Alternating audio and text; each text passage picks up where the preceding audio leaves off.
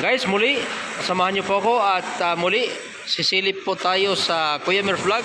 Sa umagang ito, meron po akong ipapakita sa inyo ng about po sa pag-CHB o part po ito ng architectural. Ito guys, ito may gumagawa po rito. Ayan, tatanong na po natin kay Kuya. Kuya, ano po ba itong mga ginagawa nyo? Siguro po ito para sa CR at saka sa Asintada. Sa CR at sa Asintada. Okay, tatanungin naman natin itong si Kuya Ryan. Shout out sa iyong pamilya, Kuya Ryan, ha? Shout out sa English, Manilin Pitro. Yun, oh. Okay. Ano ba itong mga ginagawa mo ngayon? Sukalo po. Sukalo. Yes, sukalo. Para ano bang purpose, bakit nagkakaroon tayo ng ganong mga procedure? Sa waterproofing. Para sa waterproofing.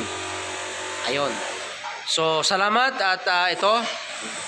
Guys, samahan niyo pa ako. Iikot po tayo dito. Ang proseso po nito, guys, kaya po nagkakaroon po ito ng sukalo. Ang purpose po niyan na papatungan po siya ng CHB. Kaya po yan ay buhos po talaga ang mga pinakapuno ng CHB nang dahil po para po maiwasan po natin yung tagas. Kasi unang-una pag sa CR po kasi alam po natin na mga tubigin area po yan kasi CR. Ayan. So ikot po tayo dito guys, oh. Pakita ko po sa inyo. So ayan. Kung makikita po natin, ang tawag niyan mga sukalo pinupurmahan. Marami na po sila napurmahan. Yan mga sukalo po ang tawag niyan. Forma ng sukalo. At ito mga abang ito yung sa mga abang para sa taas naman. Linya po ng tubig. Ito sa pipe cheese po ito. Ayan mga linya na yan para din po dyan sa taas na yan. Sasalo dyan kasi mataas naman po yung building. Dyan po idadaan. Ito yung kadugtong nito. Itong ano na ito. Ito mga abang na yan to. Abang. Ikot po tayo guys para ipaliwanag ko po sa inyo.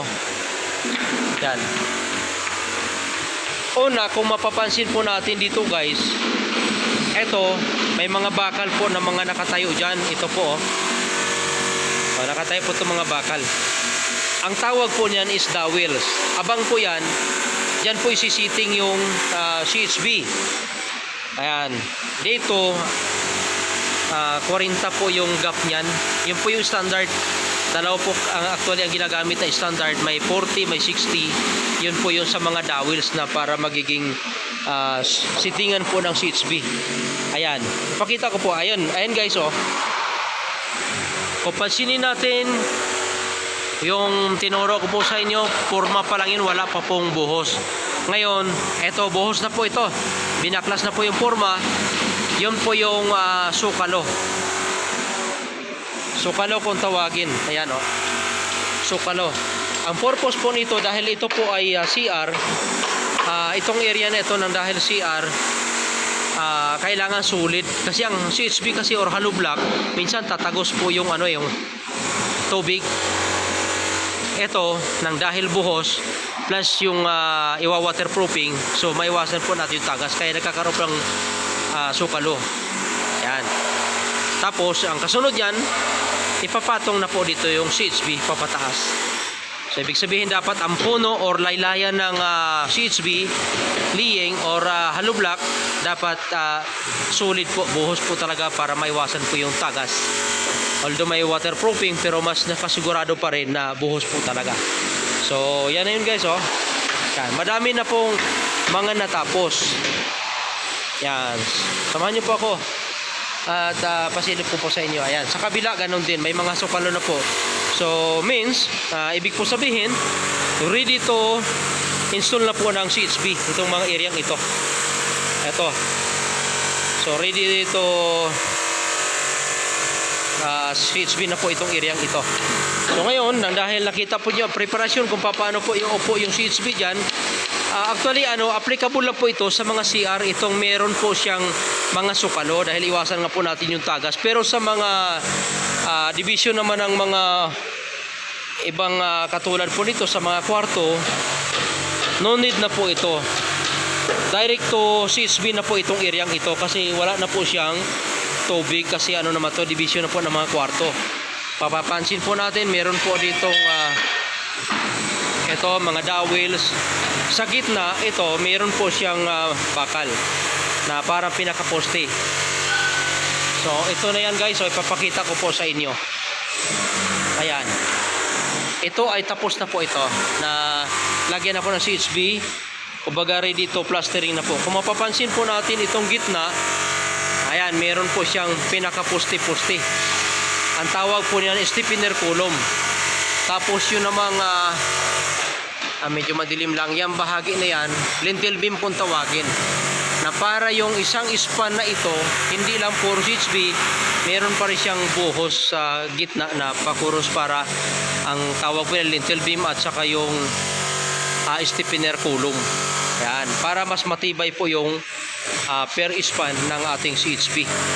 So kung mapapansin po natin, ito meron po mga opening, windows po yan or bintana. Ito rin po, yan po yung design ng mga perspective po titingnan mo sa labas. Yan po siya. So dito bahagi, medyo maingay na po dahil working time po.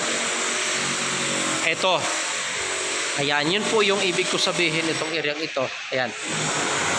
Kung mapapansin mo, buhos po yan. Yun ang mga hindi pa nabaklas yung forma, yun yung tinatawag na lintel beam. Na stiffener column ito. Napagitan diyan sa CHB. Ang lintel beam, yun yung sa taas na yan. Yan. So, matibay po siya guys. So, yun lang at sana po wag po kayo magsawa sa aking video ito. Part po ito ng architectural. Pagka sinabi po mga CHB, ibig sabihin tapos na po yung structural sa building. Kaya kung mapapansin niyo po aking video nung una ay more of architectural, structural. Ngayon architectural na po, kaya dito na po tayo sa mga CHB. Ngayon hindi lang po ito, subaybayan niyo po ako dahil maging sa tiles, kapag nagsimula na po ito sa mga plastering, ito kung makikita mo CHB pa lang po, wala pa po siyang plastering. So pagka meron na, pagkatapos na po itong CHB lahat or concrete hollow block, so paplasteran na po ito lahat. So ipakita ko po sa inyo ang procedure muli sa pagdating na ng CHB.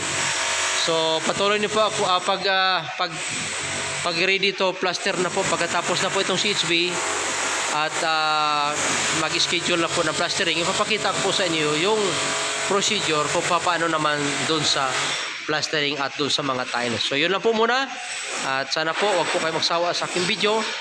Marami pong salamat at mabuhay po kayo.